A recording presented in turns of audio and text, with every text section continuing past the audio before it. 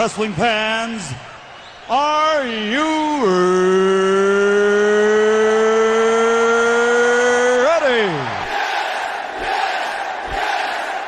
For the thousands in attendance and the millions watching around the world, let's get ready to rumble!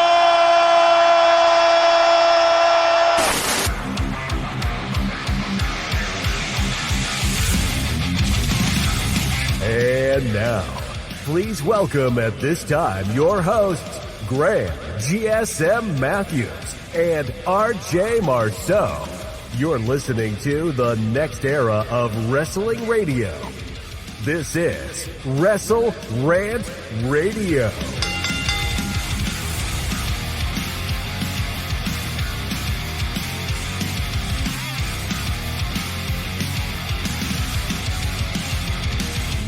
New Year, same show, WrestleRant Radio, January 4th, 2024. Mr. Marceau, brother, how's it going? Doing good. How are you? New year, new me, right? Yeah, exactly. Like I just said, New Year, same show. We were just joking about that mere seconds before I hit the record button here. But really nothing changing here on the WrestleRant Radio front. If you want to hear our full thoughts and results from the 2023 WWE AEW Year in Review Awards, go out of your way, check it out from last week's show. I had a great time breaking it down with Mr. Marceau. The best match of the year, men's superstar of the year, women's superstar of the year from both companies, and so on and so forth. So go back and check that out. But Mr. Marceau, I expected to just come on here and talk a little bit about day one, maybe the first Dynamite of the year, preview 2024, give our predictions, and don't worry, we're still getting to that. I'm going to put myself on the spot here as well. I did make some... Did I make a bold prediction? I'm trying to think. I think I already gave some of my predictions for 2024 in the wrestling world last week on hashtag AskGSM. I'll bring those back up. I'll ask you a little bit later on. Don't think I forgot about that. But I was thinking about that, and I was like, hopefully you just forgot about it. I mean, I didn't, and we will still get around to it. It's like the teacher remembering that she assigned homework. But before we get to that, though, there is a lot more to get to. And again, I also expected to talk a little bit about World's End, which I was at last weekend. Had a great time. Fun show overall. Definitely one of their weaker pay-per-views, but certainly an eventful event by the end there. We'll get to it. And some other controversy surrounding that show. But this was far from a quiet week. For the first week of 2024, we have a lot of contract news, people maybe going to WWE, retirements, people signing with AEW, leaving AEW, the Chris Jericho controversy, Money in the Bank, the location being announced earlier today, a potential TNA star, Impact is now TNA in 2024, heading back to WWE as well, some World's End thoughts, Day 1 thoughts, Dynamite thoughts, and a lot more, Mr. Marceau. So we have a lot to get into here today. No, I can't wait. Like you said, there's a bunch of news. I didn't even know about the Money in the Bank thing. I just typed it into my computer, so I already know what's going on now, so perfect. We'll get to that first in a second. New episodes every single Thursday on WrestleRant.com, WrestleRantRadio.com. We are on iTunes, Spotify, TuneIn Radio, iHeartRadio, Google Podcasts, Podbean, Pandora, and Amazon Music rather. Apple Music as well, I suppose. Be sure to like the video, or that's the YouTube stuff. I'm not sure why I'm mixing that up here. But be sure to rate the show, review the show, subscribe to the show every single Thursday. And we'll get into all the news every single week here as we head into Royal Rumble season, WrestleMania season. It's only going to get bigger and better from here as far as the stuff we're going to be talking about. But this is a jam-packed show to the point where I'm probably going to save the predictions for the very end, but like the World's End Day 1 thoughts primarily closer to the second half because I have a lot of stuff to ask you about before then. But we'll get to first and foremost, not the most important piece of news by any means, but it did break earlier today and probably ties with what's going to be breaking later on tonight on the Peacock special. It could be something separate, I'm not sure. But Triple H announcing via Twitter earlier today, or X rather, that Money in the Bank is headed to Toronto, the Scotia Bank Arena in Toronto, all weekend. They're going to be in SmackDown, or in Toronto for SmackDown that Friday. That's going to be July 5th, I think they said. I think July 4th is on a Thursday this year. Is that correct? 5th, so SmackDown's the 5th, Money in the Bank's the 6th, and NXT Heatwave's the 7th. Yeah, so they're doing the NXT Heatwave has been a television special the last couple of years. They're bringing it to a Peacock special, and they're doing an NXT show. It kind of reminds me of the old TakeOver shows, doing it the same city in the same weekend. And they've done NXT shows the same weekend as WWE shows, but not necessarily in the same city. But they're doing that this year with Money in the Bank, which is pretty cool, because they haven't done... They don't really, I mean, last year they did the Great American Bash. You can't really do the Great American Bash in Toronto. That really doesn't make a whole lot of sense. That's probably why it's Heatwave and not the Great American Bash. They'll probably do Great American Bash in the States at some other point earlier or later that month. But I thought that was pretty cool. So your thoughts on the latest international event headed to Toronto after Montreal got Elimination Chamber, which we were there for last year? No, I really like it. Like you said, we talked about this in the past. I feel like I like that they go to different markets. I obviously kind of I like the territory history. And I know like Toronto market was pretty big back in the day. Same with like Montreal, Ontario, and like Quebec, all that stuff. So I'm glad they're going to Toronto. I feel like they always have a hot crowd. I feel like they should eventually go back to the Rogers Center where WrestleMania was.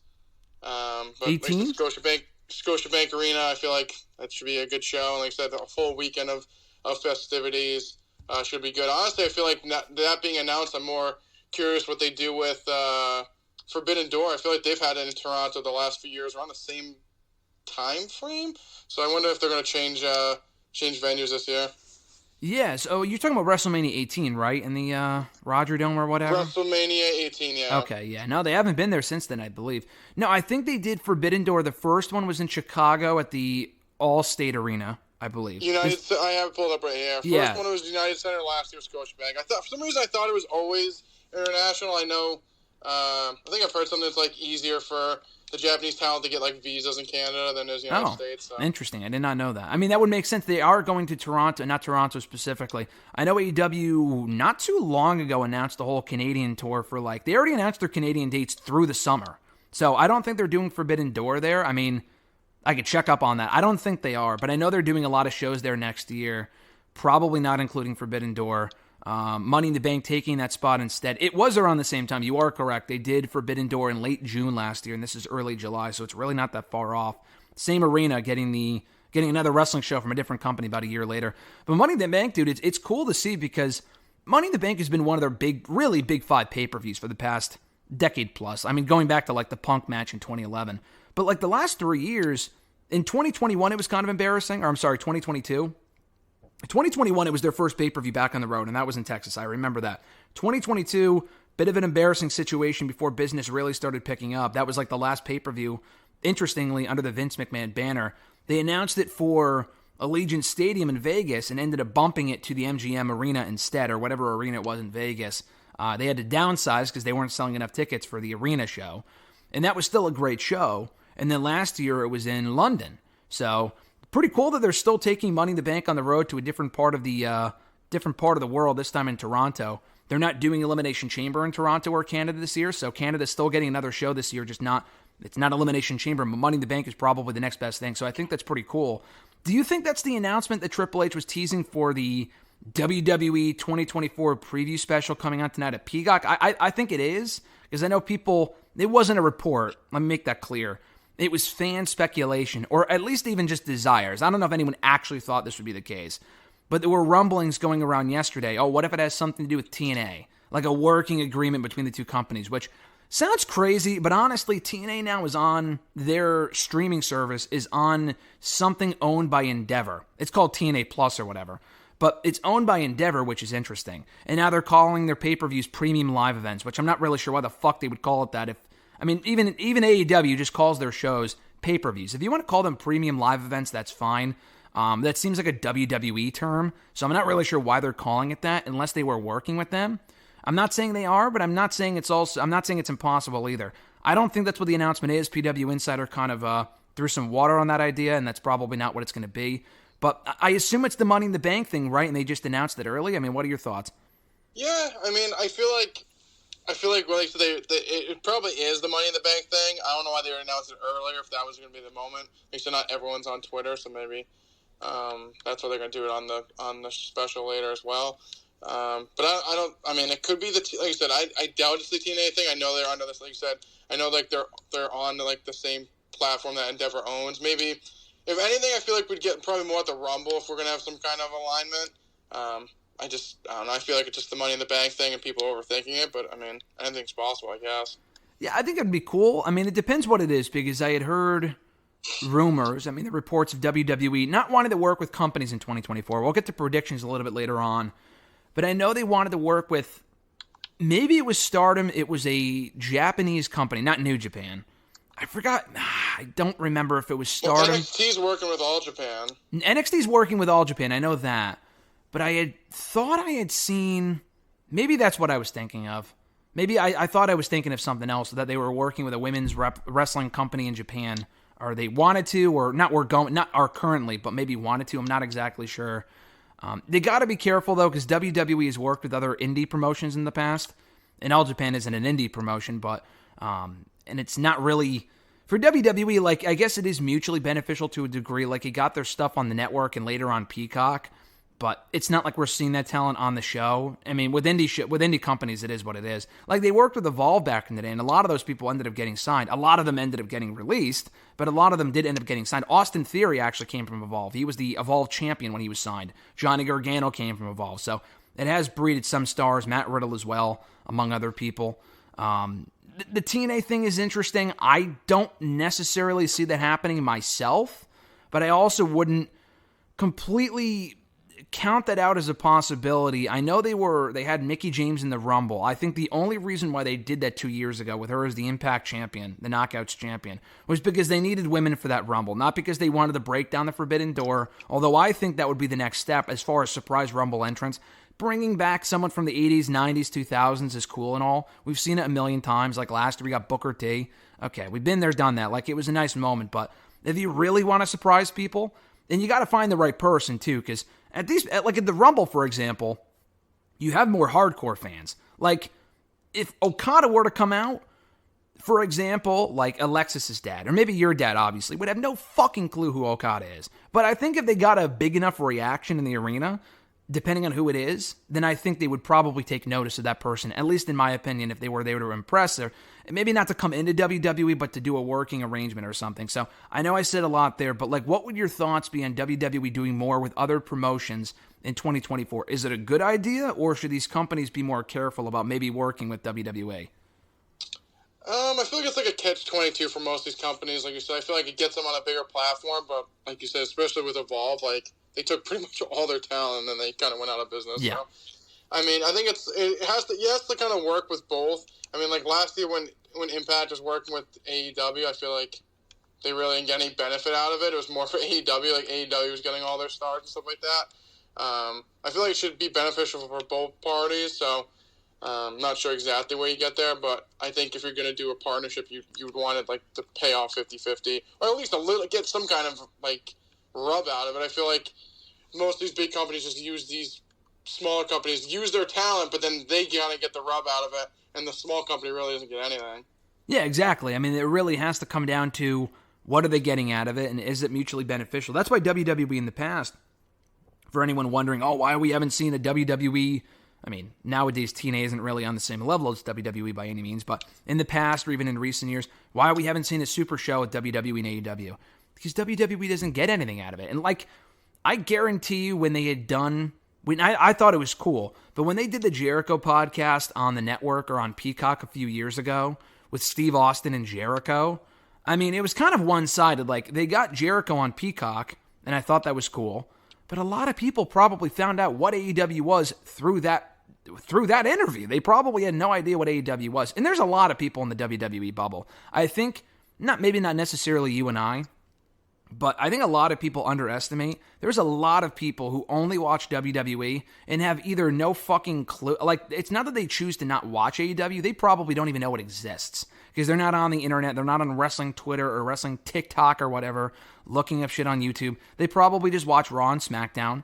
And since there was no mention of AEW on their programming, why would they even know that exists? They probably just thought Cody came back after 10 years away. Same thing with CM Punk. There's probably a lot of people that thought he was not working anywhere for 10 plus years in wrestling. So, like, that's the issue. What I'm saying is if they start working with these other companies, it might kind of open the eyes to like, there's this other company as well. I might check them out. And they ended up, it's like introducing a significant other to someone that's probably far more attractive. They ended up falling in love with that person instead of you. That might be the case with WWE and some fans where they turn off WWE and start watching those other promotions instead. I mean, it's definitely a possibility, so they have to be careful. I think it'd be cool if they did that, but especially with TNA. TNA is at a point now where it's not really a threat to anyone, but if they were to have some sort of working agreement, I don't know what that would be. I'm not talking AEW Ring of Honor type thing, because AEW just flat out bought Ring of Honor, and they still run Ring of Honor, but it's basically Dark 2.0. Impact would have to survive as its own thing. If they bought Ring of Honor 2 years ago, that's what would have happened. It would have ended up as a fucking tab on Peacock. I mean, I'm going to tell you that right now. Impact should not be that same thing, but I don't even think that's going to happen. But on that same note, though, I do want to ask you about this, kind of talking about TNA. The report from Fightful a couple days ago, they teased, former WWE name expected to come back. I'm thinking, okay, who could it be? I was surprised to read it's the current Impact Knockouts champion, Trinity, a.k.a. Naomi, who we haven't seen in WWE since she walked out with Sasha 2 years ago. She's expected back. Now, I don't even know what her contract looks like. She only went to TNA a year ago. She's been the champion since the summer. She is scheduled to defend the championship next weekend of their first TNA Hard to Kill pay-per-view. So maybe she drops it and then goes right back to WWE. I mean, that seems to be a pretty plausible possibility. Or do you think she pops up in Mickie James-esque fashion from the Rumble in 2020 where she shows up with the TNA Knockouts title? Just give me your thoughts, and maybe Naomi coming back to WWE so soon. No, I mean, I feel like when I saw the reports and I saw that it was her, it wasn't overly shocking. I mean, her husband still works at WWE. Her brother-in-law works at WWE. Pretty much her whole other side of the family works at WWE. So I figured eventually she'd come back. Like I said, I'm not quite sure contractually what she's doing, but I think it would be more the fact that she'd probably drop the belt and come back. I don't think she'd just be like a one-off in the Rumble. I think if she were to come back, I'm curious what they would do, because I think Naomi coming back makes the most sense. I don't see her going to AEW. And that was the thing when she left WWE about a year ago, when she ended up walking out and her contract expired, whatever it was. I was surprised that she went to TNA, because to me she felt like a WWE person or bust, like as far as like she'd only ever wrestle for WWE, and then she ended up surprising me by going to Impact. And so far, as someone who watches the product there, she's had a great run. She's been champion for a while. She's had some really good matches. She's been their biggest female star by far, and they've really built that division around her. And it's not like, Impact wasted a signing on her, she's going to go crawling back to WWE. I mean, I think Impact knows its identity at this point is where ex-AEW and WWE stars go to kind of rehab their careers before they end up either going back to one of those companies, or it's like a landing, like a stopping point. They know that's what they are, so I'm not really concerned about that, because they're not going to really get beyond a certain level themselves. But I think Naomi going back, I wouldn't put her with the Bloodline, and that was the idea a few years ago. The Glow stuff I know is over still, even in Impact, but I think he would have to move on from that, right? I mean, that might not be a popular opinion, but I feel like the Glow thing has been done to death. Yeah, I mean, I haven't seen it on my TV in a while, so I guess I could give it a run again, but I feel like by the end it was kind of running its course, if you ask me. I would only want to see her back, and I would like to see her back, but I only want to see them bring her back if she's actually going to do something of note this time. Not that she wasn't last time, because the last year of her career was probably one of the best years that she had in WWE, because she was being used in a consistent role, first in the feud with Sonya, which went on for a very long time, but it was a story in the women's division beyond the title picture, which was nice. And then from there, she immediately transitioned into the Sasha tag team, which the women's tag titles mean nothing, but they tried, and they were tag team champions and whatever, so that was nice. But, I feel like it would have to be something consistent. If they just bring her back to do nothing, which they have done with other women, I mean, they brought back Emma, who went on to do nothing, which ended up costing her her career in WWE, and she's been released, and she hasn't done anything since, and that was only a couple months ago, so maybe she still will, obviously. I feel like she'd have to be used, maybe not at a main event level, like at the level of a Becky or a Bayley or whatever, but she'd have to be brought back with a plan, in my opinion. No, definitely. I feel like with most of these women, especially like her, and if Sasha ever came back, I feel like with the women that have been in the company and coming back, the thing with her, at least that will help, or anyone that's kind of, even if you said like Sasha Banks as well, especially if she went to Raw. I mean, I bet you she'd go to SmackDown because that's where her husband is. But if she went to Raw, she'd be one of the top over people because everyone else in the Raw roster is kind of just there. So that would definitely help off the bat. But like I said, I also want them to have a plan. You just can't bring these people in and not do anything with them. I just feel like that's what kind of then gets people not caring about them, and then they just don't get over it all. But I feel like with her, at least she was in the company long enough. I feel like similar to like Nia, I feel like she'd instantly get a reaction. So the thing with Nia, I got to say this, and I've said this before, and I never thought I would say this, but they've actually done a very good job with Nia. I got to admit. I mean, I think they brought her back with a plan in mind to kind of build her up a little bit, maybe do the Becky feud at some point, which they are currently. I mean, long-term, is she a real great asset to that division? I don't think so, but I mean, she's not having bad matches. Her matches have been fine. The Becky match was good. I'm going to go in and out with, like, Raw thoughts here, but I just wanted to get your quick, like, on a side tangent. With Nia, I mean, again, I'm no Nia fan. When they first brought her back, I even said to you on the show, check the archives. Why? Like, what's the point? They already have enough women they're not doing anything with. But listen, she gets a reaction. She's not had bad matches. She's been put over a string of people with the idea that she's going to be this... She beat Becky Lynch on Monday clean. She beat her clean, which not a lot of people can say. And obviously the idea is to put over Becky in the end. Maybe face Rhea for the championship. I don't really need to see that match necessarily, but I think they can build her up for Becky, and then maybe she can put over Jade Cargill or something when she gets called up eventually. That's also an option. Yeah, just give me your thoughts on Nia and how she's been used so far, which is why it kind of gives me some hope for someone like Naomi if she were to come back. And I agree with you, put her on Raw, because Raw is kind of lacking in the babyface department right now anyway. No, I really like what they've done with Nia. Like you said, I feel like when she came back, I was similar thoughts with you, like why? I feel like been there, done that, really don't need to see it again.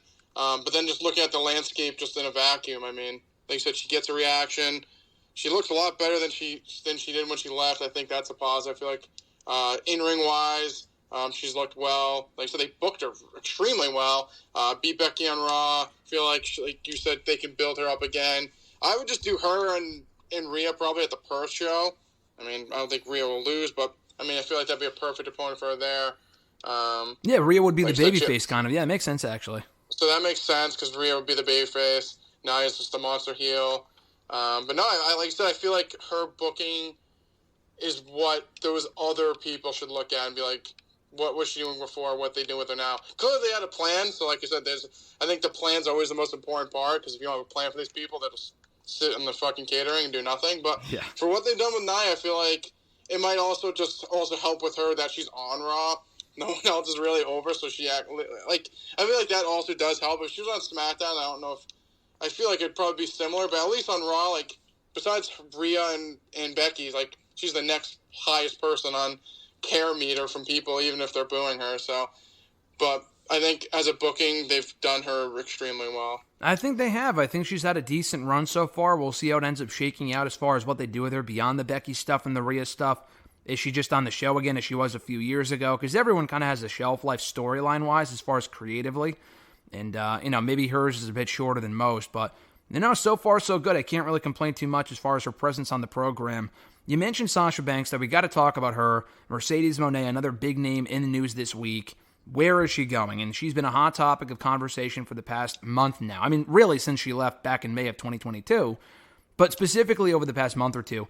Is she going to AEW? Because we saw her at All In. She was in the crowd. She had a fucking boot on her foot. We didn't see that on camera, but she was still injured. She has been injured since last May. She left the WWE in May of 2022. She got hurt almost exactly a year later in May of 2023. She's been out injured ever since.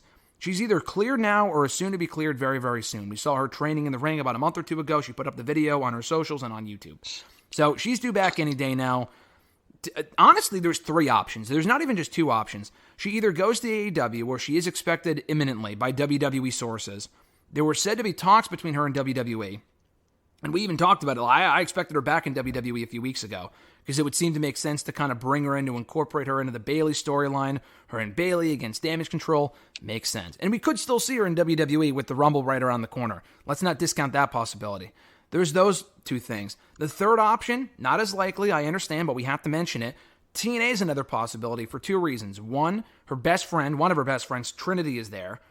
They're signing her.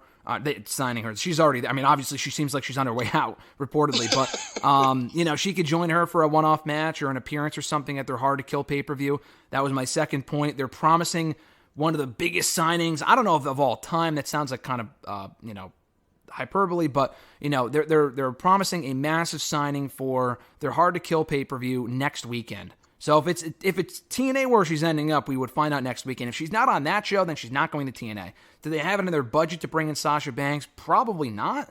But they also didn't sign Will Ospreay and CM Punk, and they were willing to offer them a lot of money. So honestly, maybe they do. So I'm not exactly sure. She might be just going there because she would find it fun. But as of today, January 4th, 2023. I haven't watched Wrestle Kingdom yet. I don't think she was on that show from looking at my timeline quickly. I did see one notable face that was on that show, which was interesting, but we'll talk about that another time. Sasha Banks, where, as of today, Mr. Marceau, do you see her ending up in 2024? We're on Sasha Banks' Mercedes Mone watch right now. If I was a betting man, which I'm not, well, occasionally I sprinkle a little bit on football. I saw you in Vegas. I sprinkle a little bit on the table sometimes. If I was a betting man, I think she's going to WWE. I think the AEW thing is kind of like a smokescreen for people to not just come out and say they're interested in her. I feel like they've kind of lately kept those kind of rumors and stuff under wraps. I don't know. I just feel like her going to WWE makes the most sense right now, especially storyline-wise. Like, there is like we always say, like we just discussed, there needs to be a plan. They could just literally incorporate her right in the damage control thing, and it kind of like one of the better things on SmackDown. So it makes sense. I mean, I guess she could go to TNA. I don't think it's that likely. Like I said, I think maybe her and Trinity do something. But like I said, I feel like she's kind of on her way out, or it seems like she's on her way out. So I'm not sure if that's just like a one-night thing or whatever. And with AEW, I just feel like for her, it wouldn't make the most sense. I mean, they just signed Deonna Purrazzo last night. I mean, is she going to actually wrestle? She's just going to be on Rampage every week or ROH? I don't know. You talking about Deonna or Mercedes there? Deonna, I'm saying. Yeah. So I just feel like they have so many other women that they're not using, like especially ex-WWE people. I mean, I feel like she'd be big for a little bit, and then what do you do with her next? So if I was there, I'd go to WWE. I feel like it makes the most sense. It seems like she's pretty strict on the contract, so maybe that's what's kind of holding it up. But I think if I'm making a prediction now, I say she goes to WWE. I mean, the exact timeline was that coming off of that All-In appearance, there were said to be working plans to bring her into AEW and creative plans or whatever. No, those plans were then thrown away because it didn't look like she was coming in. She then engaged in talks with WWE, which went friendly, apparently. That was the word that I think Fightful used, and those kind of dissipated, and she's not coming in. Probably a money thing. That was another... I don't know if it was Fightful or someone else who had said that it was said to be a money holdup as far as, she probably thinks that she's worth this much and they don't want to pay her that much, whatever. That's all, subjective. And then she's going to go back to AEW and maybe have a talking agreement with them. Now, she didn't show up last night, so I kind of fully expected, honestly, to see her last night, which is why I watched the show live. She did not show up. We got Deonna Purrazzo instead, who I'll get to in a minute. I don't think that necessarily means that she's not going to AEW. I think it would have been kind of dumb if they brought them both out on the same night. I mean, Deonna Purrazzo was from New Jersey, so her being out there was probably her best bet at arriving in AEW and getting a good reaction. She got a pretty decent reaction because she's from that area. People knew who she was. I thought that was cool. You're not going to bring up Mercedes on the same show. That would kind of overshadow Deonna. I think that'd be dumb. So she could still show up next week, the week after, Revolution, whatever it might be. I think WWE, I would agree, though, might be the best place because in AEW, what do you really do with her? Deonna going to AEW as a babyface is interesting. It sounds like we might be getting Tony and Deonna for the women's title at some point. I like that. But kind of merging the Deonna and Mercedes talk, you already alluded to Deonna and what she might be doing. The Tony thing makes sense. They've really got to tread carefully, dude. I think adding more women to their ranks is great. They have a really robust women's division across even Ring of Honor as well. But there's no clear line between who's in AEW and who's in Ring of Honor. There's no, they're all just on the same fucking roster, which I feel like is an issue because it's not like WWE where you kind of have divisions. So we know for a fact that they're not over, but we're getting Tegan Nox every Monday, Sheena every Monday. If it was all the same roster, we're getting Tony Storm on all three shows, if that makes sense. Julia Hart, same thing. Long term, do you see Deonna Purrazzo getting lost in the shuffle in AEW? What are your expectations rather for her in AEW or Ring of Honor, I guess? Yeah, no, I really like her. I mean, she was in NXT a few years ago, and I really thought she was like an up and comer. They never officially, I don't think they ever even signed her. If they did, it was just to NXT, and it never really went anywhere. She was in Impact. Saw some of the stuff with her in there, which was pretty good. But with her in AEW, like I said, I feel like you said it correctly. You got to tread really lightly with her. I mean, if she's going right to Tony right off the bat, prediction, I don't see her beating Tony. So then it's just kind of like the AEW, go for the title, lose, and then it's kind of like the follow-up. And like I said, I just kind of fear that she'll face Tony, lose, and then right off to Rampage or ROH. I don't really see her getting above a certain level in AEW. I think she's really good. I like her a lot. With who they've signed and not used, I just don't know why they would use her over them specifically. So I honestly, if I was making a prediction, I feel like she'll be on ROH or Rampage coming up in the next month or two after she loses to Tony, but maybe they can prove me wrong. I mean, you have cases of both. You have someone like a Toni Storm, who's probably the best female signing they've ever had. I mean, if you're not counting Britt Baker and building a division around her initially. But like with Toni Storm, they brought her in 2 years ago. It took her a while to kind of find her footing and become champion and really, get over the way that she has now and finding a character that works for her. Ruby Soho is just another cog in the wheel. Soraya's there. She's on the show almost every week, but she's a manager, and her work has been, it's had its hits and misses in the last year and a half. But then you also have someone like a Taya Valkyrie, who they brought in kind of in similar fashion to Deonna Purrazzo, came in, immediately challenged Jade Cargill for the TBS Championship, and lost multiple times. She then went for the other women's title, lost multiple times. And now she's on Rampage. She was on Rampage not consistently, but she was relegated to Rampage. And now she's on Ring of Honor TV, and that's what she's doing there. Better than nothing, I suppose, but I can't compare that to what she would be doing in WWE. Maybe she would be doing the exact same thing in WWE. I'm not sure. But I'd rather see someone like a Deonna, who I think Taya is very talented as well. I don't want to just see her get brought in and then go on to do nothing. I mean, she is young enough where Deonna, she was in WWE. She probably still has a sour taste in her mouth from how they used her the last time. She was signed to NXT, and the funny thing is, she was there for like 3 years. Like, she was in developmental for a very long time. Like, no one remembers that because she made a couple of appearances on TV, but not as a regular. She was just there to job to people. And she wasn't the same performer she is now. Going to Impact really helped. But man, they just did fucking nothing with her there. And then they just canned her during COVID. I think she could always go back down the road, but I don't know. Do you think she made the right choice? If she went to NXT, I guess she could have been a top heel for them, but they already have Davenport, Cora Jade. They already signed Jade Cargill. They might be bringing in Camille, a former NWA Women's Champion. Maybe she made the right choice. I think it's tough to say right now. I don't know. Yeah, I guess only time will tell. I don't know exactly, even if W even offered anything. Obviously, we don't know that contractually, but no, like I said, I like her a lot. I just fear that she's just going to be, like I said, I guess on ROH or Rampage is better than nothing. Like I said, I think going to Impact definitely helped her a lot. But, I guess, like I said, I'm assuming she's probably making more money than she was making at Impact anyway, so yeah. I guess you can't fault her if that's the case, but I feel like she should be used at a higher level. With WWE specifically, they just have so many top-tier women. I get it. Like, not everyone's going to get pushed. It's honestly with them specifically, WWE specifically, I feel like it's just it's so top-heavy with the women that I understand why there's some women that just don't get used. Yeah, especially on Raw, they have a lot of women on that Raw roster. On SmackDown, they could benefit actually from having more women because it really just kind of feels like it's the baby faces against Damage Control. I'm not even sure if SmackDown has a heel. I'm sorry, they do. They had Isla Dawn and Kaylee Ray, if you count them as heels. I'm not exactly sure, but they don't have a lot of female heels on that show that are not in Damage Control. And that's like the central storyline on that show. And that's nice and all, but I don't want them feuding with Bianca Belair for the next 6 months as they have been. That shit, it's been tired for a long time now. Even with War Games, they won War Games, and they're still feuding to this day, which is dumb. But yeah, I know, we'll see. They're already in the process of signing more women. Like I said, they might be signing Camille. They already have Jade Cargill, who was yet to arrive on WWE television. I think she's going to be in the Women's Royal Rumble. Not exactly a bold prediction, but probably happening in a couple of weeks. So Julia's another name. We talked about her before, the New Japan Strong Women's Champion, I think. I think that's the title that she either holds currently or has held in the past. I don't know. She's very impressive. She said this week she wants to stay in Japan. She could be kayfabing people. We have no idea. So keep an eye out for those names potentially either coming to WWE or AEW. It's going to be very interesting to follow in 2024.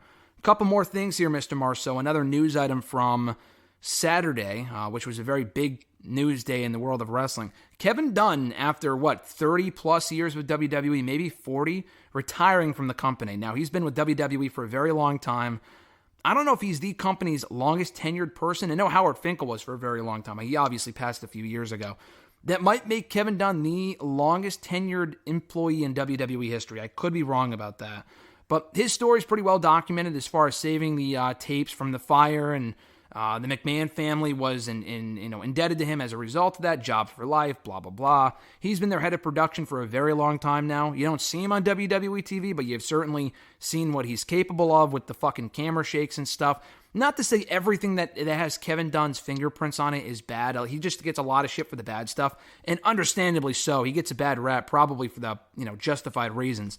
But he is indeed gone from WWE after 30, 40 plus years there. Kind of in a quick move. I guess they wanted him to stay through the Rumble or Mania, and he said, nope, just want a clean cut as of January 1st, and I think he's gone. So I don't know who his replacement is, probably whoever the team is already there currently, but he's now gone from WWE. Probably because he was a loyalist to Vince, and Vince hasn't been there in a while, so I guess that would make the most sense. But your reaction to Kevin Dunn leaving WWE this past week? Yeah, Kevin Dunn, like I said, I feel like obviously I haven't seen him on TV, but everyone knows of him. Like you said, I think it's more of a, like, he was like one of the last Vince holdovers. He's been there forever. I feel like he's pretty loyal to Vince, so at this time he was just like, see ya. So, I mean, now it's not like it's like you said, I'm assuming whoever's helping with production will take over, and not like it's a huge loss, but like I said, he's been with the company for a long time, so definitely worth mentioning. Yeah, I don't think it's a negative thing that he's gone. If anything, it could be a positive. So that was my second part of the question. Do you think Kevin Dunn being gone, because we've heard this for years, oh, the camera cuts are awful, they got to get rid of Kevin Dunn, fire Kevin Dunn. Triple H was never going to let go of Kevin Dunn. That was never going to happen. He was going to leave on his own, and shockingly he did. That really surprised me. And he has a lot more influence than people think. He's not just, he's the camera guy. No, he's a pretty high-ranking official in that company. I said this on hashtag yesterday, but when it came to like the releases and stuff like that, Nick Khan, coming from himself, this was not a report. This was from Nick Khan himself. It was a Nick Khan decision to let people go. Obviously, the buck stops with Vince, or at least at that point it did. It was Vince, Nick Khan, Triple H, Stephanie, again, who no longer is in the company, and Kevin Dunn, which sounds fucking bizarre. It's like, why the fuck would he have any say? He's the head of production. Who gives a shit? But he has a lot of stock in that company, like literal stock in the company. So, he ranks pretty high up there, and now he's gone. Do you think this is going to have an adverse effect on the on-air product at all, as far as making things look better? Because we've heard the rumors for years, and I know you've seen the Cornette videos with him talking about how much he fucking hates Kevin Dunn, with like how much he does not like wrestling. Maybe we see more of a shift in what they focus on camera-wise. Do you see this affecting the on-air product at all? I mean, maybe minor. Like you said, I feel like the people that were underneath him were clearly training on him, so they know like the same kind of tendencies. Yeah. So I'd be interested to see if it changes too much, but like I said, I don't think it really change on TV too much. And not dramatically. I know kicking off Raw on Monday this past week, we had Wade Barrett and Michael Cole in the ring, which I really liked, actually. I don't know if that was a production thing or just a Triple H call. And, maybe Triple H had these ideas and Kevin Dunn would veto them because Kevin Dunn maybe in the past would have more power than Triple H. I don't know. But we saw Michael Cole and Wade Barrett, the commentators for Raw, in the ring, running down the card for the day one show that night. And I thought that was cool. I think we can, maybe not every week, but certainly with the more special shows, I think that'd be pretty sweet. Speaking of that, a quick side note, that was another announcement from this past week. Going back to two-man booths, not exactly a dramatic change, but it's going to be Cole and Barrett on Raw, as it has been. But the only real change being made, Cole is no longer on SmackDown. It's going to be Kevin Patrick and Corey Graves going forward. So I think the same teams that we had a year ago, just on separate shows, they're flipping the brands with them, and Michael Cole is no longer pulling double duty. They announced that over SummerSlam they would be putting Michael Cole on both shows. I remember we were discussing it when I saw you in Detroit. I didn't like that because I didn't like the overexposure for Cole. He's doing great work. I didn't need to see him on both shows. And it sounds like the only reason they did that was to give Kevin Patrick more of a more reps rather, with someone that's experienced. But maybe they feel he's ready to go on his own now, I guess. What's your reaction to that news? I mean, I don't really love Kevin Patrick, so I was fine with Cole on both shows. Like I said, I get it. It's like overexposure of Cole can be a lot. I do like how they started the show with both the announcers in the ring. Kind of give like that sport feeling if you're watching like a football game. Like You see the announcers first. They kind of go over like things about the game or about what you're about to see, and then you get right into it. So definitely gave you more of a sport-like feel there. I wouldn't do it every Raw. I would probably do it during the pay-per-views or like maybe a special show. But I do like the touch of, like I said, it felt like they kind of introduced you into the show like a sports broadcast would do. Yeah, I like that. I mean, it's definitely not something, I can't say they've never done that. They've definitely done it before, but it's not an often thing that they do. And maybe just more for the special shows, maybe for a pay-per-view, I think it'd be pretty cool. I thought that was a nice way to kick off their first Raw of the new year. So getting into more concrete news here as we head into the second half. The Jericho stuff we got to talk about first before I even address World's End, because, I mean, that did affect his match at World's End. So it came out on Saturday. There was a lot of stuff going on with Jericho, really, over the past week. We didn't talk about it last week here on the show, but it did start even before last week's show on Christmas morning, because it came out a few days before Christmas, that I think it was on the 22nd or 23rd, whatever it was, I think it was from Stephen P. New's interview, actually, who was the lawyer that represents Cornette and Punk, Ace Steel, among other people, among other wrestlers in the industry. He had said on a podcast with Rip Rogers that Ace Steel's wife was not beholden to an NDA, as Ace Steel would have been, Punk would have been. They're signed to lifelong NDAs, which is wild, but that's just what the situation is. So we're never going to get that pipe bomb promo, I mean, not promo, but like a podcast from Punk about this whole thing, or even Ace Steel, maybe the wife. So then Jericho, out of nowhere, who seemingly has nothing to do with the situation, speaks up about it on Christmas morning. And I'll give you just the Spark Notes version. I won't go in every detail about this. But he basically just said, I'm not beholden to an NDA. I would never sign an NDA, blah, blah, blah. And then he kind of went back and forth with Jericho, or the lawyer, that morning on Christmas morning at like fucking 4 o'clock in the morning. It was just crazy. Like, what are you even doing? This has nothing to do with you. Nick Hausman of House of Wrestling spoke up and said, what about the NDAs that you've had people sign? Talking to Jericho. Jericho then blocks Hausman. Hausman then goes on his own show a couple days later, a Rumor and Innuendo, I think is the name of the show, talking about how he didn't cite any specific situation as far as what Jericho has done. He just said personally he's not a Jericho fan, and he's not talking about like the on-air character stuff. He's talking about stuff that Jericho has thrown his power around a little bit and influence, and some stuff that he's been guilty of that may come out over time that he can't speak about, because why would you just throw the victim's name out there, or people that are involved, they don't want their name out there, blah, blah, blah. That same day, the Kylie Ray thing happened, where someone had posted I think a Facebook post with the name blurred out. This is fucking weird. Basically just implying, you don't leave the hottest fed out of nowhere. And they kind of, it told the story briefly about how, I guess Kylie Ray was called into Jericho's room under the impression other people were there, his hotel room, no one was there. He made a pass at her. No other details were given that specifically says that in the post. And she ended up leaving soon after. She ended up quitting. Now, she could be under NDA, Jericho, Tony Khan, whatever, which is why we never heard about it until now. Why is it making the rounds now? I don't know. People attributed that story to Hausman, saying that's what he was talking about. He was never talking about that. So he made that pretty clear a couple days ago. Why he came out about it a couple days ago and not over World's End weekend when this first thing came about, why did he wait until Tuesday to discuss that? I don't know. That was a little weird as well. So it's just a lot of stuff. Jericho getting NDA chants at the pay-per-view during his match, people booing him when he came out. I was there, so I could tell you that. Tony Khan getting asked about it, the post-show media scrum. Really just no comment, just calling it the safest place in the world, even though 3 months ago, he said he feared for his life during the CM Punk All-In situation. Something doesn't really add up there. And when asked specifically by a few different reporters in that scrum, did you or did you not investigate Chris Jericho? Never specifically mentioning Kylie Ray's name, nor did they need to. But they just added, at any point, has he been under any undersort of investigation at AEW? And he said, he did not say yes or no, he just said it's the safest place to work, which was a non-answer, which is nothing new from Tony Khan. So, I apologize for all that, Mr. Marceau, but just to add some context here to the situation, what's your take on the whole thing? We haven't really had an update in a couple days now. To me, it just kind of feels like a wait-and-see type of situation. Yeah, I mean, like you said, I feel like, obviously we don't know all the details. A lot of speculation. So Jericho on kind of like opened himself up to it. Like you said, the Stephen P. New thing came out. Jericho's trying to say that he didn't sign an NDA, even though he wasn't. People have said he wasn't there, so I'm not sure exactly why he's even getting involved in this. Which, like you said, then led to Nick Hausman's report, which even opened up another can of worms, or kind of his post of, well, Jericho has people sign NDAs, and then it kind of led into all that drama. I think the thing that gets me the most, I feel like just Tony Khan's non-answer, just answer the question. It's a yes/no question. I don't know if, like you said, like there's probably, like, the guy's the king of NDAs, so I don't know, who knows? Maybe he can't talk about it. I don't really know, but I just feel like the lack of transparency definitely doesn't help. When he, like you said, he keeps saying, the safest place around, but literally 2 months ago he was saying he was in fear of his life and all this other stuff. So, I mean, I wouldn't say something's the safest place ever if 2 months ago I said I was in fear of my life. So I feel like Tony Khan's transparency definitely doesn't help the company, doesn't look good for the company.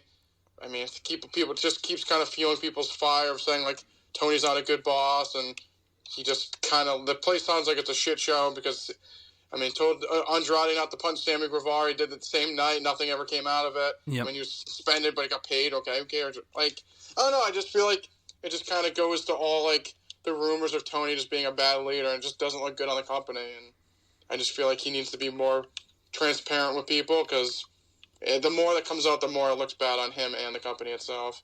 I mean, like I said, we don't need all the details for all this stuff. It's not entirely our business. But, like, as far as the safety of the performers and stuff, like, that's a pretty important thing. We can't just talk all about ratings and stuff like that, which is what a lot of these scrums are. Someone asked, was he ever under any sort of investigation? I mean, he said, I don't speak to... It wasn't... I said the word unsolicited. It wasn't unsolicited. I think it might have been... It was something like that, like unbased internet rumors. That was the word that he used. Unverified rumors? Unverified, yeah. It was something like that. He said, I don't speak to that stuff. Then just say it's not true.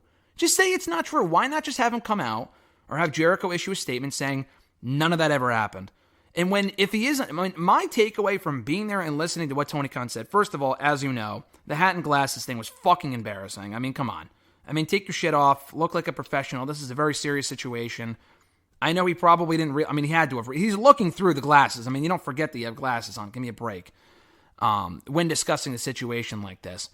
But it just looks like he has something to hide. And maybe he doesn't. Honestly, I'm not even saying Jericho's guilty or whatever. We have no idea. Like, we can't throw anyone under the bus because we have no clue exactly what's going on quite yet, even though it's been almost a week now. But it's a very, like you said, a very simple question. And if there is an NDA involved, that was my top takeaway. When I heard what he said, it sounds like there's an NDA where he can't comment on anything. He didn't say I can't comment on that situation. He said I can't comment on unverified rumors or whatever it was. He didn't say that specific situation. Like, if he said that situation, that kind of confirms he has an NDA. He didn't say that. Like, he said that before with Punk. When people ask about Punk, I can't comment on that. He can't because there's an NDA. It seems like there's a lot of NDAs flying around in that company, and I'm not sure how much of standard procedure that is. But when it comes to issues like this, I mean, it definitely looks like he has something to hide, and I feel like that transparency going forward is going to make or break the reputation of not only the company itself, but Tony Khan as a boss. So I completely agree with you there. No, I think, like you said, the transparency what hurts. Like you said, maybe it's not true, maybe it is true, but I feel like not answering it just makes people assume it is true. Because if it wasn't true, you'd just say no. That's the thing. Like, I think that's what makes people, like, yeah, it might not be true, but you just not saying it's not true, it just makes it fuels people's thought that it was true.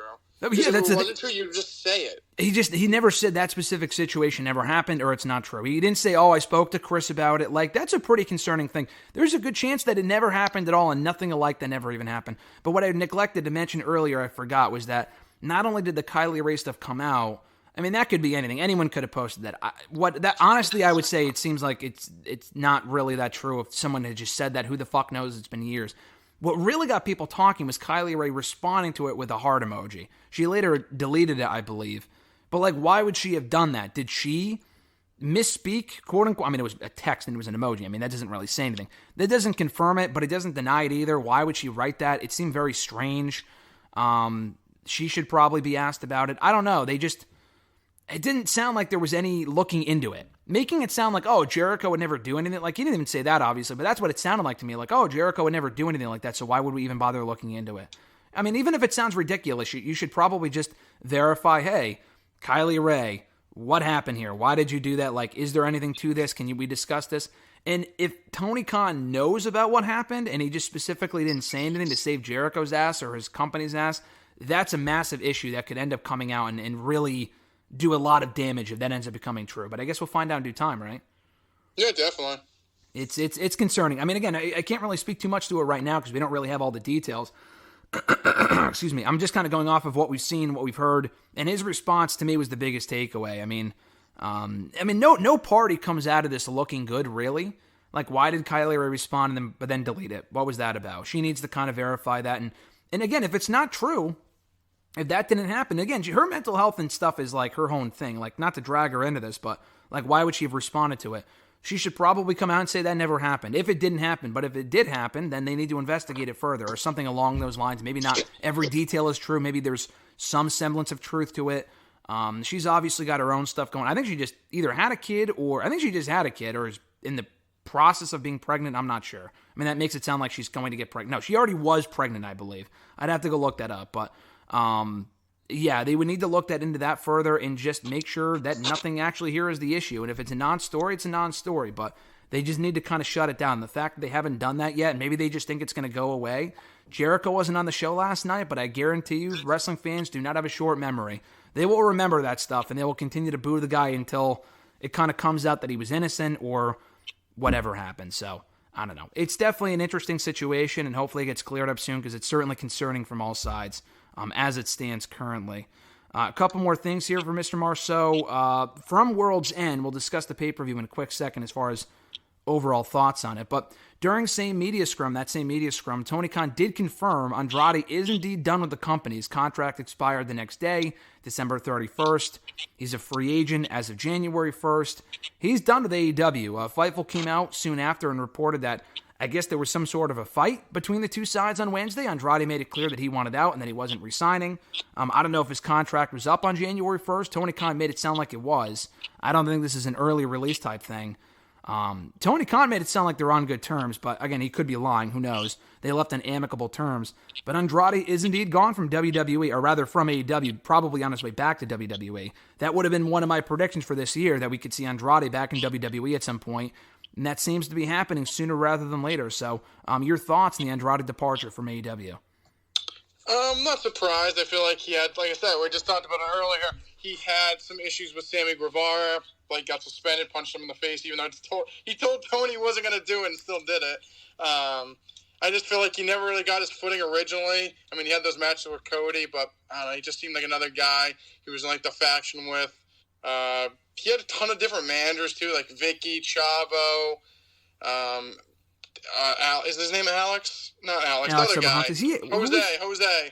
Was that his name? Jose the assistant? Oh, Jose the assistant, you're correct. And he also just had CJ Perry recently too, yeah. So he had CJ Perry. I feel like once he was on Collision, he might have kind of got his footing a little bit better. But I kind of figured once his contract was up, especially with Triple H back in charge, I mean, his wife works at WWE too. I felt like once that came up, he was probably going back to WWE, and I think seemingly that's where he'll be going. I mean, I didn't think he had like a terrible run. It wasn't the greatest. I feel like they just barely used him. I mean, like Miro, I guess you could put that in the same kind of conversation. But no, I think it was fine for what it was, but I wasn't shocked once I heard his contract was up that he was not re-signing. Yeah, I mean, to me, it was underwhelming. I mean, for a guy that had a lot of buzz when he left WWE 3 years ago, you would think that he would have made a bigger splash in AEW. And, I mean, even his debut was botched, dude. If you go back and watch his debut, like, Vicky came out, and it was just, the way that it was done was terrible. He had a terrible debut. And he ended up not wrestling for, like, months. And they did the Pac feud that ended up going nowhere. They got bumped from All Out. I think that was an injury thing, though. He did not end up having a singles match on pay-per-view until World's End, where he lost to Miro. And what was a good match? A little long, but a good match. And now he's gone from the company. So at least they wrote him out, which was well done. They could have very easily pulled like a... It's not a Lex Luger situation. I saw people saying that the other day. It wouldn't be the exact same thing. But they could have pulled the complete 180 WWE and just brought him in for Raw on Monday. That would have been surreal. They did not do that. I don't know if they knew about the Rock thing, which we'll get to in a second, and they didn't want to overshadow Andrade. I'm not sure.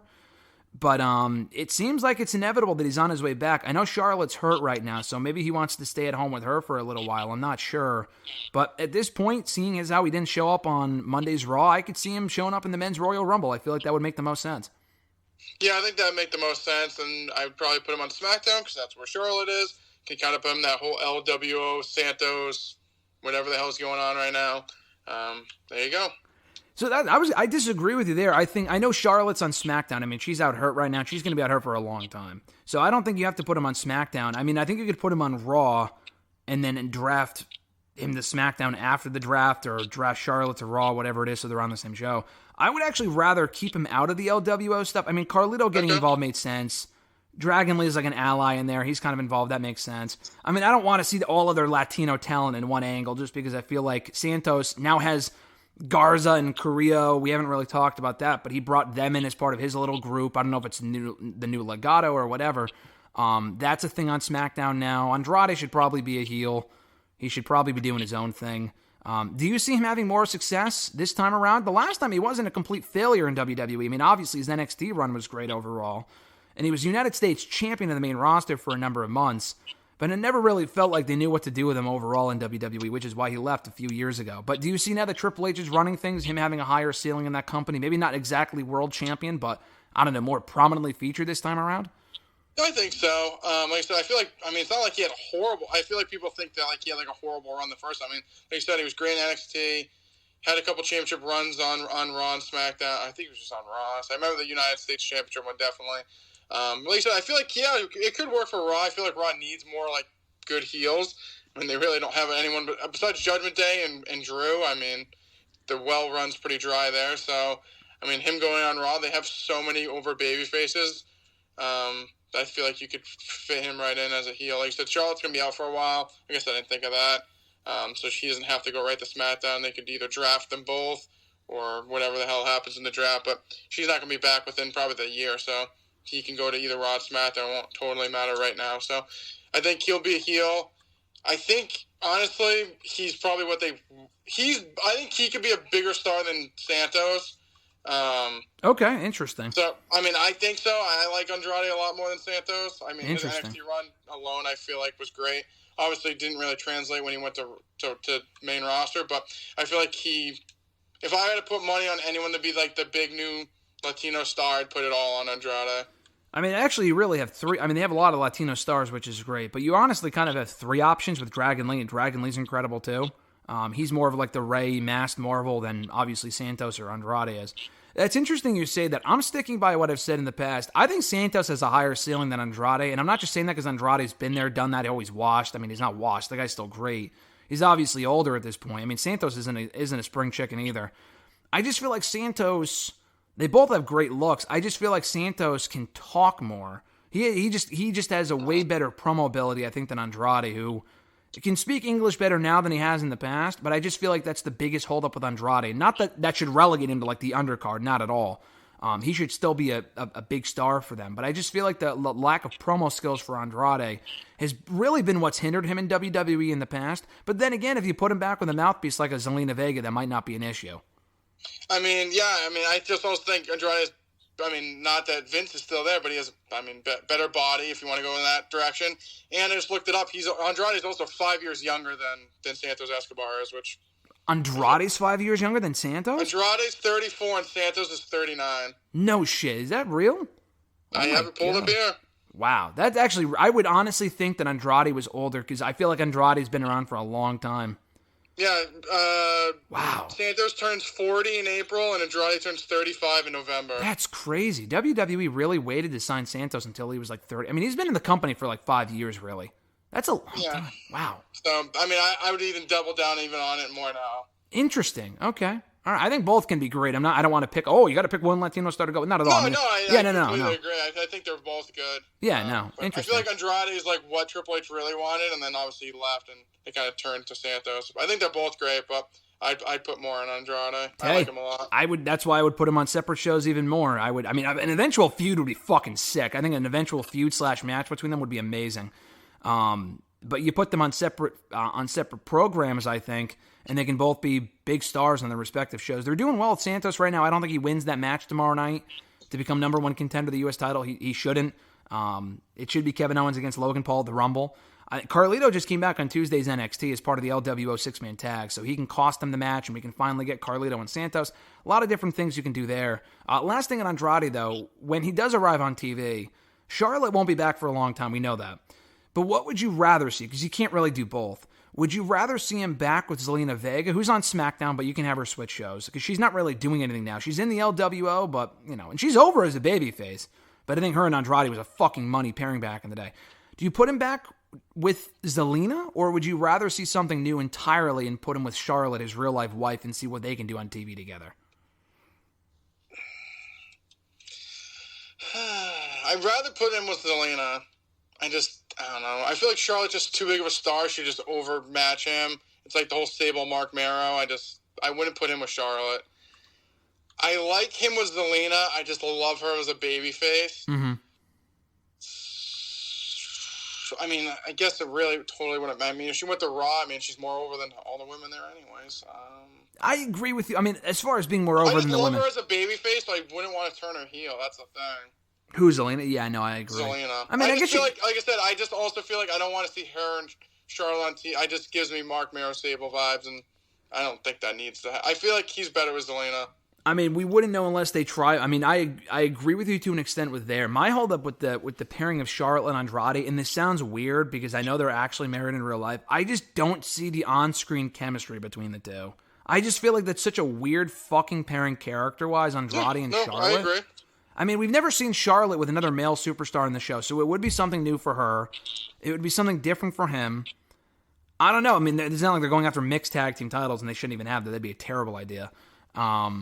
I don't know. I mean, it's something I wouldn't be opposed to them trying it. I just more of like a one-off it'd work. Like maybe do like when Charlotte's eventually back, like Rollins and Becky or like something. Andrade I don't know. versus like Rhea and Dominic. Yeah. Actually, work, yeah. But like, I don't want it to be like a pairing that needs to go on for like ever. I feel like in like a certain situation, like I said, like maybe her and Rhea are feuding, and Dominic keeps like getting involved, and Andrade comes in to help Charlotte. But like, I don't want it to be like a normal on-screen thing. No, I agree. I mean, again, Charlotte's a fucking heel always, so even when she's a babyface, so that doesn't even matter if you put them together. Yeah, no, exactly. I mean, honestly, you could. I said Andrade's a better heel than he is, but you maybe could. I would have to look at the roster for Raw and see what they have for heels and what they have for babyfaces. And they just turned Miz babyface, so he probably wouldn't be a babyface. Because that's another person on the babyface side. But they have so many faces. They do. I know they have Gargano and Ciampa, but they're also a tag team right now, so I don't really count them necessarily. But like, I just say babyface because maybe you could do Andrade and Gunther off the bat. I don't think he beats Gunther. I don't think he should beat Gunther. I still think it'll be Chad Gable. Call me crazy. But I think I do think that match would cook, though. I think that match would slap. To steal a word from the kids. Yeah, no, I agree. I mean, you have Bronson Reed, who's a heel that's just not really over. Yeah. Imperium, Viking Raiders. Yeah, they have Ivar. Ivar's, he's fine. He's fine. I know you don't really care, but, Into Sheer. Yeah, that's literally all the heels I see, just quick glance. And Gunther, everyone obviously. Everyone else is a babyface that's extremely over, so. Yeah. Okay, maybe they can turn him heel instead. Maybe they can have him as a heel. I like Zelina as a babyface, though, so I don't know. I guess we'll see what they do with him in due time. The World's End thing, overall thoughts on the show and the Devil reveal with Adam Cole and Samoa Joe becoming champion. The overall show was kind of weak. I enjoyed being there, but I thought the overall show wasn't great. It was fine. By AEW standards, it was weak in my opinion. But I liked the ending, though, with Joe becoming champion and Cole being the Devil. I said to you last week, the only acceptable outcome to me would Cole being the Devil, and that's exactly what they did. Like you said, I thought the show overall was just like, eh. I thought the main event was really good. Like you said, I thought Joe winning was what needed to happen. I mean, Cole being the Devil, I mean, they're like shocking. No, it's not shocking. It wasn't shocking at all. I feel like everyone knew it was coming. I mean, it made sense. I thought his reasoning on Dynamite kind of sucked, honestly. Like, his reason was like, I just didn't want to protect him from you guys. Like, he didn't get anything out of it. Okay, he lost the championship, but it's not like Cole won it or anything. No, I think it was more about him just making MJF's life miserable by turning on him. I guess. I understand. I feel like it's a bad reason, but okay. Well, I think I think him being injured might have went into it. Like, I feel like if he wasn't injured, he probably would have been the one to beat him. I guess because I think that makes sense. But like I said, I mean, we'll see where it goes. I don't know. I mean, I think he's going to be out for a while. The whole Undisputed Kingdom. I guess another group. I mean, he's going to do the whole Luchasaurus Christian thing, I guess, when he wins. Wardlow's just going to drop the belt to him. God, no, please. I heard that last night, and I'm thinking, fuck, dude. We already saw this. I roll my eyes at that. I'm like, we already saw this with MJF. No. Why would Wardlow do the exact same thing? I think Wardlow's just waiting until his contract's up, and I hope he is. Because, him being in the group is fine, but that little line where, they're planting this possibility for him to turn on Cole. We already saw this with MJF a year or two ago. We don't need to see this shit again. No thanks.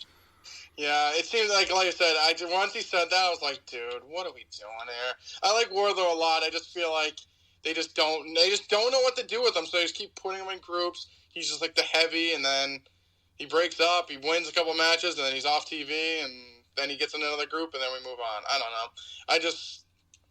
I don't know. I really don't, but we'll see what happens there. But like I said, I thought the main event was good. The rest of the show just was kind of there. I mean, people's reaction online kind of went kind of right with that kind of thought. So that was a decent show. Definitely probably the weakest show of the year. I mean, definitely. Yeah. I think that's what I like. Yeah. So I thought the main event was good. Like Joe winning, Cole reveal. Well, like I said, I think obviously was probably going to go a different direction before he got hurt. I mean, Strong doing the fucking Adam thing still. Can we please? Like the Kingdom, like dude, they're fucking glorified losers with he's like they're champions like, in a promotion that no one cares about. I mean, I don't know. It's just to me it's just laughable. But like you said, at least it made sense. At least it wasn't Jungle Boy or fucking Nick Nemeth or I don't know. Yeah, it could have been worse. It could have been worse. I'll go with you on that one. Could have been worse. No, I thought it was the best outcome. Really, the whole thing wasn't really necessary, but I get why they did it. You're probably right, honestly, thinking about it with where they were going to go with it instead. Because when you really think about it, why did they give Joe a title shot in the first place to lose, only to come back and win? I think Joe is, obviously, he was never going to win the title. I know Meltzer said, this was always the plan. Yeah, it's always been the plan because Cole got fucking hurt, you idiot. Like, obviously, this was not where they were going originally, I don't think. I think Joe... because I feel like he wanted to cause MJF, like, whatever, but, like, he would have to, like... He didn't get anything out, besides that, like, pure joy, like, he didn't get anything out of it. Like, usually when the turn happens, it'd be like he wins the title and screws MJF over. Like, no, I know. Like, that's what was supposed to happen. I think what he meant was that this was always the plan before MJF got hurt. I could see that being the case. I don't think this was the plan before Cole got hurt. Because remember, Cole actually helped MJF beat Joe at Grand Slam. That's the whole reason why he was out there. Why would he help MJF retain that show, but then he helps him lose on this show? That makes no fucking sense. Because I think he was going to help him beat Joe on that show. And then they might have still done the devil stuff. They probably would have.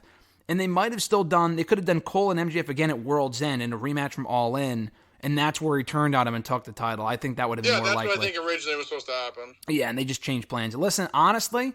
blessing in disguise. I'm glad Joe's getting a run. I don't know how long it's going to last. It could last a fucking week. It's better than nothing. The guy hasn't held a major title in a major company in 15 years. If you even count TNA as a major company, it was a shame. You say yes? Yes. It was a shame that he never got a world title run in WWE. He had 1 million title shots, never won a single time. The fact that Jinder fucking Mahal held that belt for 6 months, as we were reminded by on Raw, and Joe never got to hold the title for a day is just egregious. But I'm happy for him. I like the reveal. We'll see where they go with it. Last thing, I promise you, the Rock and Roman thing on Raw, I'll keep this brief because I already went off about it on hashtag. Fucking no. I mean, Rock and Roman's got to be the Elimination Chamber main event. I'm curious where you stand on this because to me, it's got to be Elimination Chamber. And none of this WrestleMania crap. I do not want it at Mania. The match probably won't be that good. Rock will not be around to promote it. Roman will not be around to promote it. I just think that'd be a terrible idea. But where do you stand on it? Jesus. I can tell you how I really feel. I was say, tell me how you really feel while you're at it. No, I mean, I popped. I mean, I'm not gonna lie, too. I popped. I got excited. I don't want to see the WrestleMania. I think Perth show makes the most sense. I mean, people are like, night 1 face Roman, night 2 face Cody. I mean, I just don't even think that should even be a thing. I want to see the match. Like, people saying they don't want to see the match, then I think that's a little strong, but I just don't think it needs to be at WrestleMania. So I would do it at the Perth show. Roman beats him there. Go to WrestleMania.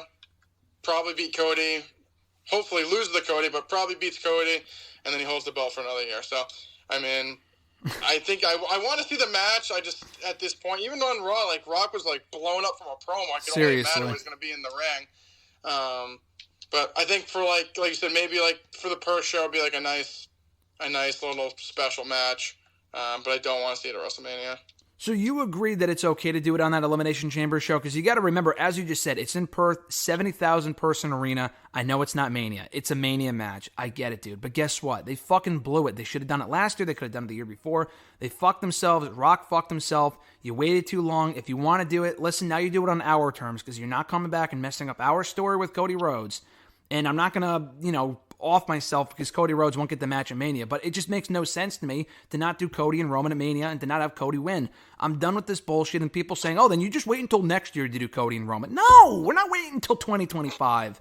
Dude, the guy's already been champion for almost 4 years. He shouldn't have won last year, let alone this year. Like, I know you like Roman. I like Roman. We all like, not everyone likes Roman, but You know. Everyone likes Roman. Wait, actually, never mind. Maybe not everyone. People are tired of it. I'm tired of it. We gotta move on, dude. We gotta move on. He should not have won last year. I say that to you every single week here. I know I'm annoying about it, but he should have fucking not won last year. Honestly, if Cody won last year, you could have done Rock and Roman at Mania without the title on the line. And he's not doing, do not give me this shit that you can do Rock and Roman night 1 and Cody and Roman night 2. That is stupid. That is dumb. What if Roman gets hurt? You're not going to promote both matches simultaneously. That is dumb. Rock is not main eventing night 1 of WrestleMania.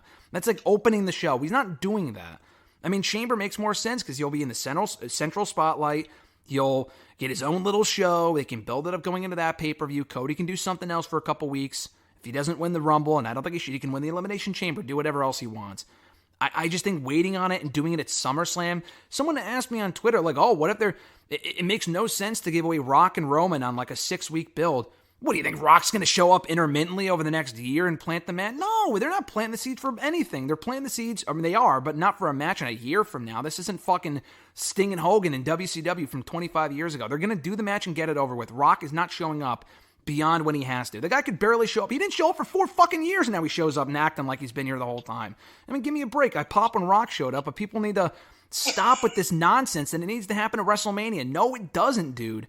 Elimination Chamber is going to be a big show. It's not Mania. I get it. I totally understand that. But I'm not doing this shit where Roman is not losing to The Rock. I don't know how many times I have to say this, but Rock is not winning. If you do Rock and Roman at Mania, not that I do care, because I want to see it, even though it's going to be a disaster probably. Like you said, he was gassed 5 minutes into his promo, like that SpongeBob meme that people have been sharing all week. I joked about that earlier with you before we hit record. But Rock's not fucking winning, so like it's a lame main event. Cody and Roman is more unpredictable. Cody could win, which sounds fucking awful, but he could win. That's the match to do. I don't really know what else to say about this other than Roman. And I'm so passionate about this. I've said this to you multiple times, but just because Rock is back on Monday, people flipped out. Oh, it's going to happen at Mania. No, it's not. Who said it's happening at Mania? I mean, God, give it. Maybe it will. Maybe I'm wrong, but I'm almost positive it happens at Chamber. If they just have Rock come back and take the spot away from Cody, I think that's incredibly stupid. I think that'd be very dumb, but I don't want to rant about that until we find out it's the fact, which I don't think it is. I agree, though. I think, like I said, I think the biggest problem is at this point, I don't think Roman's losing. So, like I said, if it was at WrestleMania, it'd be like a lame duck main event. And then if Rock won, it'd be fucking ridiculous. So Exactly. Exactly. So I just feel like I would just do it at the per show. Like you said, it's going to be a big stadium, international. Maybe Rock has some movies coming up down under somewhere. I don't know. Maybe he can land a couple rolls out there and put Roman over and we move on. I mean, I think it's pretty simple. I mean, it's a big show. It's not like they're in an arena. Like I said, it's going to be in a stadium as big as the one at WrestleMania. It's international. Maybe they get some, like I said, maybe he's in the next Kangaroo Jack or something. I don't know. But no thank you to winning. Or at WrestleMania. You literally just said it right there, and these are my thoughts on the entire situation. Roman, Rock, Rhodes, everyone. I got 5 words for you. It's time to move on. We got to move on past Rock and Roman. I'm tired of fucking hearing about this shit. Is it happening? Is it not happening? Is he working? When's it happening? Get it over with and move on. I'm tired of the Roman title run stuff. It's time to fucking move on. I'm also tired of the finish your story bullshit. Give him the belt and move on. I'm not going to boo Cody when he wins the belt. I want him to win the belt. It's going to be a big moment. But I told you last year, you could check the audio recording. I have this on record. When Cody wins it the second time, in my opinion, and maybe I'm wrong, it will not be as big as it would have been a year ago because it's a bit more likely now that he wins compared to a year ago. That's a fact. And I feel like they fucking dropped the ball, but I don't have a time machine. I don't have a DeLorean. I can't change time. He should at least win at WrestleMania 40. And if he loses again, I don't even know. I honestly don't even know what to say. Because, I mean, I think it's pretty plausible. Is that among your predictions for 2024 as we wind down here? Among your things that you expect to happen this year? That Roman wins at WrestleMania? That Cody loses again? I mean, I think Cody wins. Bold. I really don't think it's bold. I think there's a chance it could happen. Yeah. I mean, I think, like you said, it's time to move on. Roman loses the belt. SmackDown finally gets a champion, and it's whatever. But the more I wait, the more I just feel like he's not gonna. I don't know. I think if I was going to make a prediction, I would say Cody is going to win, but I just have like a gut feeling that Roman's going to retain, unfortunately. I don't know. I really don't. It's tough. It's more that's like literally the boldest prediction because I feel like it go both ways. Yeah. Is that your biggest bold prediction for 2024? Anything else you expect to happen? Drew or Rollins leaving or something like that happening? I mean, like I said, I think that's. I mean, that's like the boldest one because I feel like either of them could literally win at this point. I feel like you said, the thing is, you just said it and said that Cody would win the second time, wouldn't be as big, but I feel like there's a good chance Roman could retain, so it might actually be like a big pop if Cody does beat him here. I'm trying to think. I'll give you a bold prediction. I think Drew, I don't think this is definite. I'm not like heart set on this, but I think his contract comes due. He doesn't re-sign. People expect him to go back to WWE, and he shows up at All In instead and signs with AEW. That's my prediction. That's my boldest prediction for 2024. That's pretty bold. Jeez, that's a bold prediction. Shit. I feel like this. I'm trying to think something that's like big. I feel like, go ahead, but I was going to say, like, I feel like there's a lot of people that you expect to lose their titles at Mania. You know, Gunther, Rhea, Roman. One of them is not going to, I feel like they're not going to do all of those title changes. One of them's probably going to retain. Yeah, I feel like it could be Rhea. But yeah, I could see Rhea beating Becky. I definitely could. I don't know how bold this is, but I'll say, like, Stratton gets called up and wins one of the main titles in 24. Okay. That's a good prediction. I have a feeling. I think, who do you think who gets called up this year? I mean, I think Breaker, unless he's going to be in there for the NXT retirement tour, I don't know, but I feel like he gets called up this year. Carmelo. I'm not going to say Trick. I think Trick could, but I feel like they're going to probably want to give him a title win first. I don't know about Ilya. I don't know where he stands, but I think Carmelo, Breaker, definitely Stratton, Roxanne. For tag teams, who do they even have? Now, don't say OTM. Man, I don't know if Chase U's ever getting the call up. I don't really care either way, but I don't know if they'll ever get the call up. Who do they even have for tag teams? Like, Tony D'Angelo, I feel like he has to get called up this year. It's been way too long. Any other call up predictions aside the ones I mentioned? No, I think you pretty much hit them. I mean, I think there's a chance maybe Lyra. I feel like it's not. I think Roxanne and Stratton are more important right now. I feel like Lyra still can stay down NXT a little bit longer. I mean, with Perez and Breaker specifically, I think Stratton's starting to get there. They're just like literally starting to spin wheels. I mean, they're on TV every week, but they're not doing anything of like great note. I mean, Roxanne's seemingly turning heel, so maybe they're trying to see what that looks like. But the other two, Breaker and Stratton specifically, like they're just ready to get called up. Like there's nothing else for them to do at this point. Yeah, I could see them. I could see Blair Davenport as well. Cora Jade maybe. But I feel like she'll get a run with the belt first. So Blair Davenport probably. They do nothing, most likely, but I could see her getting called up. Jade will probably be on the main roster at some point this year, I would have to think. I think she'll be in the Women's Rumble. I think Ken Shamrock... Who do you think's winning the Rumbles? I think Punk wins the men's, and I think Bayley wins the women's. And I'm not just saying that because I'm a fan of both of them, but I just think that makes the most sense. I think Rhodes gets his title shot another way, if not by winning the Elimination Chamber match. Yeah, no, I agree. So I guess we're both agreeing on that. Okay. I mean, those aren't bold, but I feel like that would make the most sense. I will say this, though. You want a bold prediction? I think Punk goes to Mania and loses.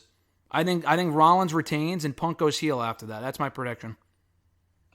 And then we get like Summer Punk and him and Rollins are at SummerSlam? They're doing Rollins and Punk at Mania, I think. They'll probably do the rematch before then. I don't know if they feud all the way to SummerSlam. I mean, you could easily say Roman and Punk at SummerSlam. I just don't know where that would really fit in. I feel like if Roman loses at Mania, and that's my prediction, I think Roman will go away for until SummerSlam. I don't think he has to show up before then. I think he could disappear till SummerSlam, and maybe he comes back as a babyface. Do you think at SummerSlam he'd face Cody again? I could see that. I don't think he would. I know people said, what about Randy Orton? Maybe. I think Cody Rhodes becomes champion, and his first real challenger is a heel Kevin Owens for drafting him off the show. I feel like that would make a lot of sense. I could see that. I'm trying to think of who else. Do you see anyone like winning Roman's been champion for God knows how fucking long now, so it's kind of held that title hostage. Rollins has been champion for a long time. Do you see anyone winning their first world title in 2024 beyond maybe Cody Rhodes? Like, I'm thinking maybe like a Sami Zayn or something like that. I'm thinking Sami Zayn. I don't know if LA Knight wins a world title this year. I don't think he will, but I do think he wins the U.S. title at WrestleMania. Yeah, I agree with that too. Anyone else? I don't know. Like I said, I feel like they have their strangleholds on the belts. I feel like Gunther could hold it for a while. Oh, Gunther too. Yeah, definitely. I think he could wear the World Championship. He could win it in Berlin. He could win it in Berlin. Yeah. That's what I feel like. Trying to think who else. You say Chad Gable. I think Jey Uso should win the Intercontinental belt. That's a good prediction. That's just a mark pick, but better than Jimmy and Jay. Jimmy needs to like figure out what the fuck he's doing in his career. Jimmy and Jay at this point is literally the unsexiest match in WrestleMania. I don't know how you make it sexier. I feel like the story should be there. Like, it's there, but then like they just never followed up on it. And then Jimmy is just such a stooge at this point. I'd rather just see him. I'd rather see Jay and Solo at this point. If we're gonna get any kind of him versus family, because Jimmy is just. I mean, I assume we'll get something at the Rumble that'll probably kind of reheat it up again. But like last time we saw them interacting, Jay like kicked Roman and Jimmy in the face, and Solo, and we haven't seen them interact since. So. Who knows? Well, I mean, he did cost him the tag titles. They did interact a little bit. Yeah, I forgot about that. Yeah, they did interact a few times, but listen, if you open up your freezer right now, you'll see Jey Uso sitting there on the top shelf. I mean, he's fucking cold as ice right now. Jimmy Uso, you meant. Jimmy Uso. I'm sorry, not Jay. I apologize. Jimmy Uso. And I think the guy's entertaining. We were at SmackDown. He was very funny, sitting in front of us, fucking selling whatever happened. But he's not a threat. Jey Uso is like over like Rover. Jimmy on his own, you take him away from the bloodline, he is not over. He is not over at all.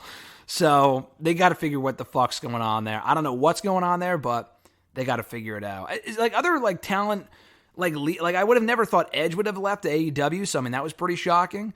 I mean I still think AJ Styles getting one more run outside of WWE would be cool. It sounds like he's in WWE for life, but they've just done nothing with him really in recent years. So I would like to see him leave. I don't think he will.